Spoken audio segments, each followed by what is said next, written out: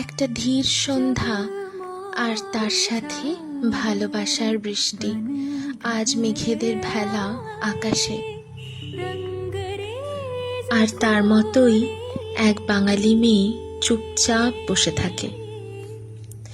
জানালার পাশে বসে থাকা মেয়েটার চোখে যেন পুরো বর্ষার সন্ধ্যা জমে আছে। একটা ধীর সন্ধ্যা আর তার সাথে ভালোবাসার বৃষ্টি। আজ মেঘেদের ভেলা আকাশে।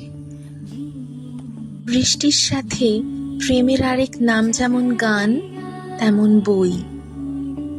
এগুলো যেন একে অপরের পরিপূরক। ধীরে ধীরে নামছে সন্ধ্যা, আর তার মতোই এক বাঙালি মেয়ে চুপচাপ বসে থাকে। উড়ছে পর্দা হালকা হাওয়ায়, স্নিগ্ধ বাতাস মনকে রাঙিয়ে দেয় নানান রঙে। প্রকৃতির বৃষ্টিতে গাছেদের সবুজ রং সত্যি ভীষণ মন টানে, আর আমাদের ভিতর থেকে সারিয়ে তোলে। চুপচাপ জানালায় বসে থাকা মেয়েটা যেন সন্ধ্যার সব থেকে কোমল রং। সন্ধ্যা নেমে এসেছে বৃষ্টির সাথে।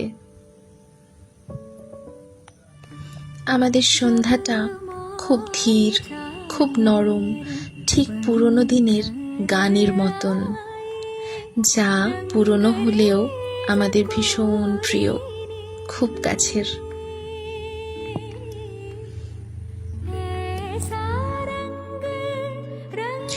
কাপ ভর্তি চায়ের ধোঁয়া আর তার নীরব চোখ বাঙালি সন্ধ্যার সব থেকে সুন্দর কবিতা।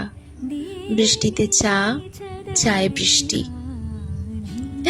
গরমে চা, শীতে চা, ঘুমোতে যাওয়ার আগে চা, দুঃখে চা, সুখে চা।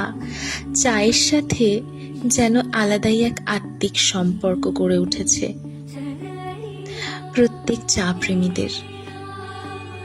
তাই চা ছাড়া সন্ধে ভাবা যায় না। প্রত্যেকটা জিনিসের আলাদা একটা স্নিগ্ধতা আছে।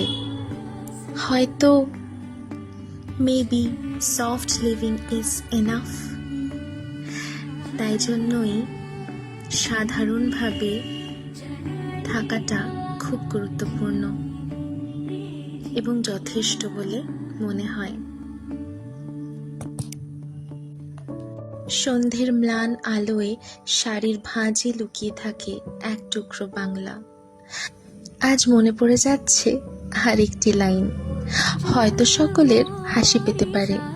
লাইনটি হলো, ছোট্ট টিপ, হালকা লিপস্টিক আর জামিনী শাড়ি। যদিও শাড়িটি জামিনী নয়। আজ তবে আসি, দেখা হবে আরও একটি ছোট্ট কোনো ব্লগে। সকলকে এক গুচ্ছ ভালোবাসা দিয়ে আজ বিদায় নিচ্ছি।